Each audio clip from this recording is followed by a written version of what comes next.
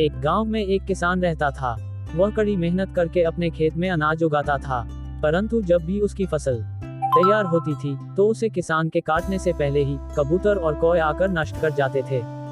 यह हर बार की बात हो गई थी। अब किसान उन सभी पक्षियों से बहुत तंग आ चुका था।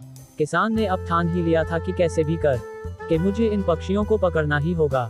एक बार जब उसकी फसल तैयार होने वाली थी तब किसान ने अपने खेत में एक जाल बिछा दिया और ऊपर से दाने भी डाल दिए।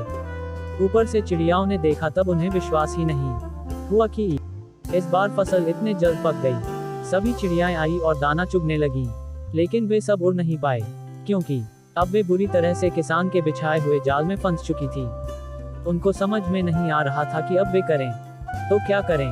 तभी किसान पक्षियों का कोलाहल सुनकर वहां अपने खेत में पहुंच गया। खेत में जब उसने देखा तो जाल में फंसी हुई सारी चिड़ियाएं काले काले कौवे थे।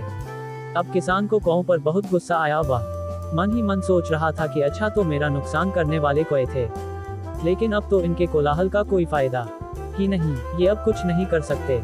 मैं इनको सबक सिखाकर रहूंगा। अब ये बुरी तरह से मेरे जाल में फंस चुके हैं।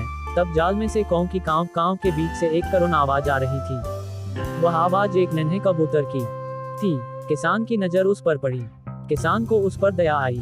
एनिमल कहानी मॉरल पार्ट। वह बोला, अरे तू यहाँ इन काले कौवों की संगति में कैसे पड़ गया।